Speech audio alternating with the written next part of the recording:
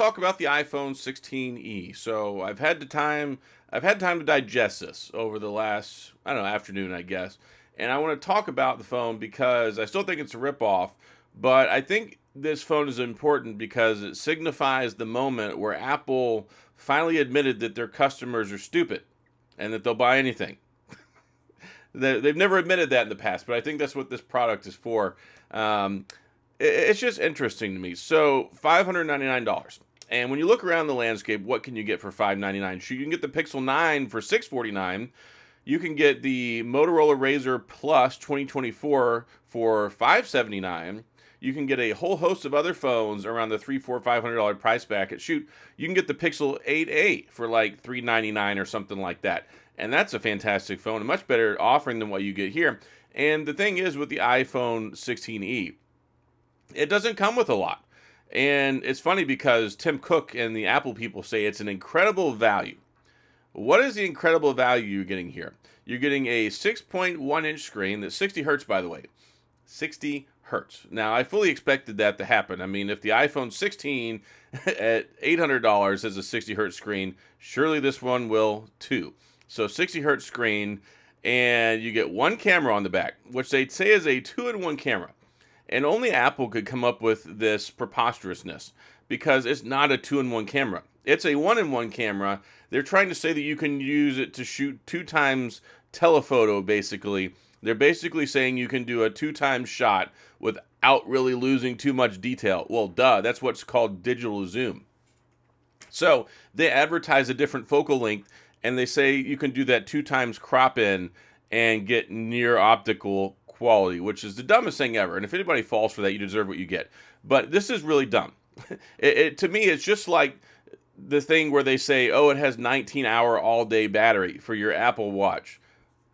What about the other hours, right? Like, oh, you're supposed to be sleeping then? Well, what's the sleep tracking for, right?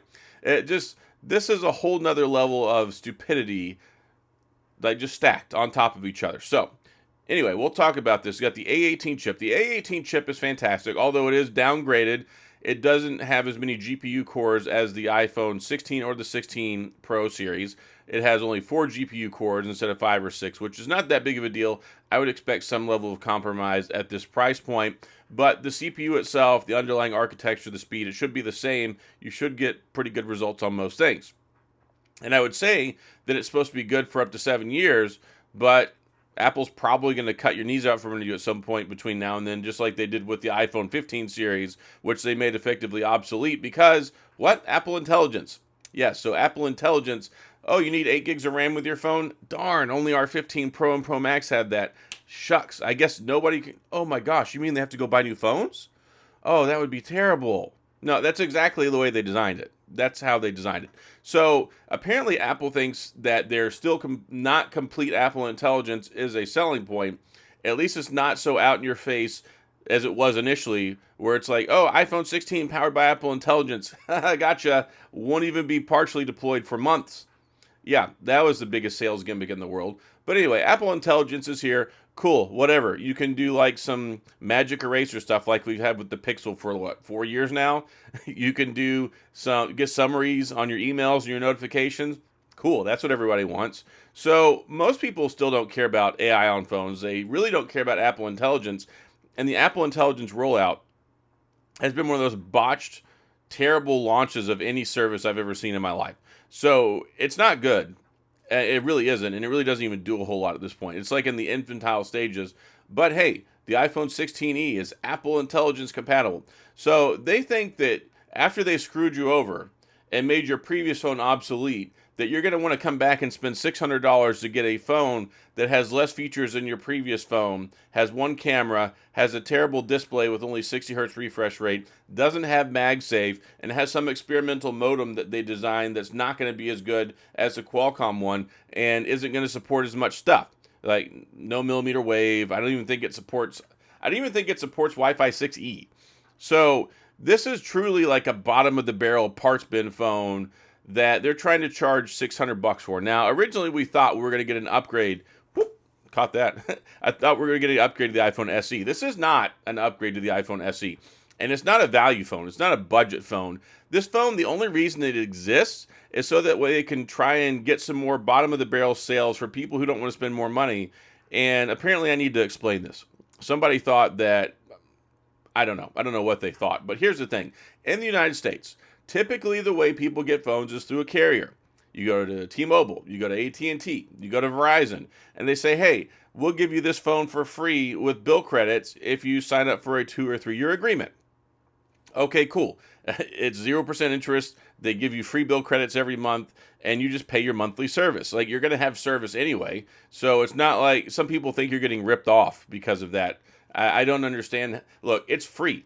If you don't have to pay for it, it is free. Yes, you have to pay for the service. Obviously. Everybody knows you have to pay for the service. That's kind of how the whole program works. So, do you want to pay out of pocket $1,000 for a phone, or do you want a free $1,000 phone that gets subsidized and you just pay for your monthly service every month, like you're going to do anyway? And by the way, most people upgrade their phones about every 3 years. So it makes total sense, right? So that's how the U.S. carriers work. So when I tell you you can get one for free, that is what I mean. If you don't understand that, so this is going to be probably the new free phone, but they're screwing you over if this is a new free phone, because already you could go over to AT&T and T-Mobile right now and add a line or change your service or switch your service to them or upgrade and basically get one for like free. They've been giving these things away like hotcakes. Or even that, the iPhone 15 to 14. This phone, I guess Apple thinks is going to be for people who have the iPhone 12, 13, 14, 15 and want to upgrade, but don't want to spend a ton of money. Even though you don't need to upgrade. If you have got an iPhone 15 or a 14, your phone's still good. All you're missing out on is Apple Intelligence. And if you don't care about Apple Intelligence, then who cares? Your phone's going to be fine for years. And you can still use the iPhone SE 2022. It's got a perfectly good chip. It's going to be supported for a few more years. So this phone, to me, is a giant slap in the face to Reason. And it's a giant ripoff that nobody should go buy. Like, you should not encourage this behavior. Apple already screwed everybody by chopping the legs out from under you and sandbagging your phones for years and not giving you the latest and up-to-date specs so that way you could run Apple Intelligence when they got here. They systematically designed this to try and force people to upgrade because they know that people are not getting new phones every year. They know that, oh, it's just a new camera, I'm not going to upgrade. So they think by forcing you to get a new phone to take advantage of these new features that they're going to force you to get a new phone. And then they're going to come out with a new phone right after that is a slap in the face to it's nobody should buy this phone. If you're going to get a phone, just get the iPhone 16. And if you go through your carrier, you're probably going to be able to get one for free anyway. And then on top of that, you can get so many much better phones. You can get an iPhone 15 Pro refurbished on Amazon for like $599, which is an eminently better phone if you have to get an iPhone. So there's just so many options out there. And again, do not reward them for screwing everybody with this whole Apple Intelligence garbage that's still not even fully deployed. Like, part of it's deployed. It's like, okay, here's a couple little features. Here's a couple little features. Oh, you got to opt in. Oh, you got to register for the beta. Oh, you got it. This has been the most terrible deployment of a feature ever in the history of mankind. And then on top of that, it's still not completely ready yet. And they're saying it could be even longer. So this whole advertising of Apple Intelligence and new Siri 2.0 and contextual awareness with your voice assistant and all these things, they're saying that it could be even later. Like, we could end up running into the iPhone 17 to get the iPhone 16 feature. It's just, I don't know what Apple's got going on. They have been doing some terrible things lately. I mean, these new earbuds they just came out with, those new Beats Sports ones, those were horrible debacle. Apple Vision Pro, and now this nonsense. So I don't know what Tim Cook is doing other than continuing to run the brand into the ground. But they've been making some really uninspired, shoddy products that are designed to take advantage of their consumers and trying to force you into these products or trying to give you these products that are way overpriced and unnecessary. So the iPhone 16e, it will work perfectly fine. You can get it. You can use it for years. You can use Apple Intelligence one day when it's fully available. But it's very uninspiring. And so what? Basically, they're trying to tell you that it costs $200 extra for another camera. So the ultra-wide camera on the iPhone 16, $200 for that camera. They've been selling us overpriced garbage for years. And they've just been pissing on everybody. And everybody's been calling it rain.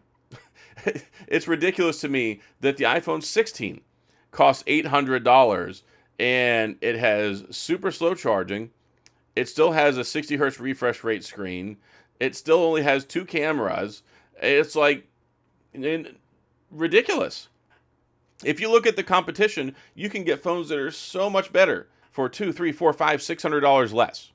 There's so much stuff that's out there in the Android world that blows it out of the water. And thank goodness for the European Union and them forcing the changes like USB-C. Thank you, European Union. Or also RCS support. That was coming. The European Union was putting pressure on them for that. At least now, if you've got an Android phone, that you can actually communicate properly with people who want to use an iPhone. So the iPhone 16e, it's a cash grab. It wouldn't exist if they didn't screw everybody over with this Apple Intelligence nonsense and try and cut the legs out from under years of software updates on their phones.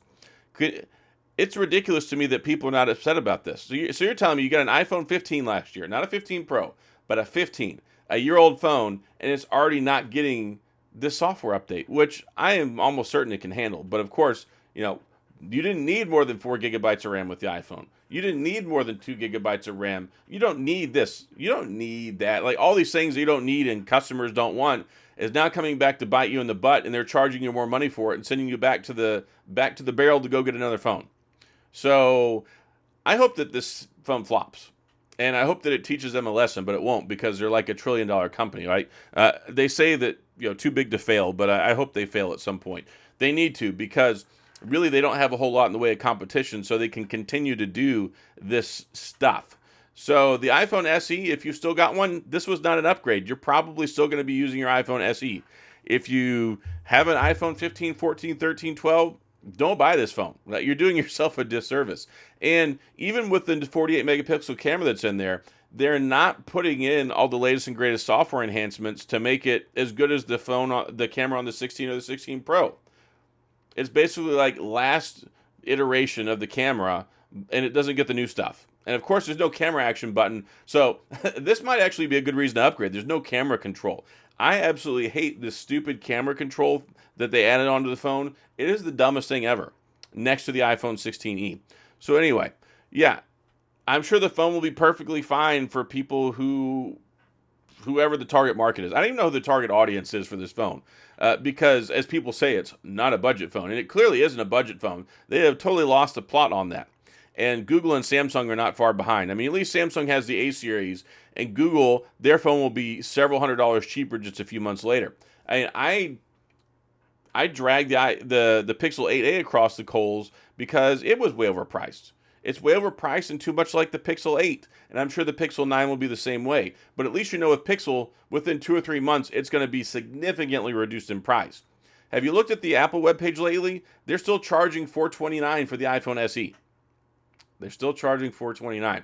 So this sucker is going to be $600 till Kingdom Come, and it's never going to be worth that. It's just not. And what's probably going to happen is they're probably going to start doing something with carriers to try and push these out in people's hands. But then you're going to get this phone for free, and then you're going to be like, oh shoot, this phone sucks. Man, I don't have an ultra wide. Man, I don't have a telephoto. Man, I don't have MagSafe.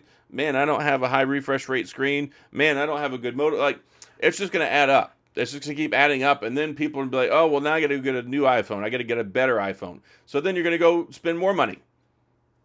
So they're royally screwing people with this phone, and nobody should buy it. And it is probably the biggest cash grab phone I've ever seen in the history of mankind. So that's all my thoughts on this phone. I don't know that I'll talk about it later. Honestly, I may not even buy it. Like normally, I would get the SE because the SE stood for value. Like the iPhone SE was a very value-driven phone. There's a very dedicated set of people that liked it. I enjoyed it. But this one isn't even special. I mean, it's not even a smaller phone. It's a 6.1-inch screen, so it's the same size screen as the iPhone 16. And the reason they're doing that is so they can reuse the same mold, right? So if they can keep remaking phones the same size, then they can save more money, which means they can drive their profit margins up by lowering their manufacturing costs, which means that every time you buy this, Tim Cook's probably sitting there going like this every time you see somebody buy one because he knows he's screwing you all over royally and making a bunch of money off of it because It's just leftover garbage they threw together to make a phone and an excuse to use their experimental modem because nobody that paid Pro Max prices would settle for that. Anyway, I'm done. I gotta go check my blood pressure now. Probably pretty high. But anyway, that's all I got on this phone. I probably won't buy one, honestly, because I don't think you should buy one. So I'm not going to encourage anyone by buying it to buy it by buying it myself. Like, I'm pretty certain I'm not going to cover this phone.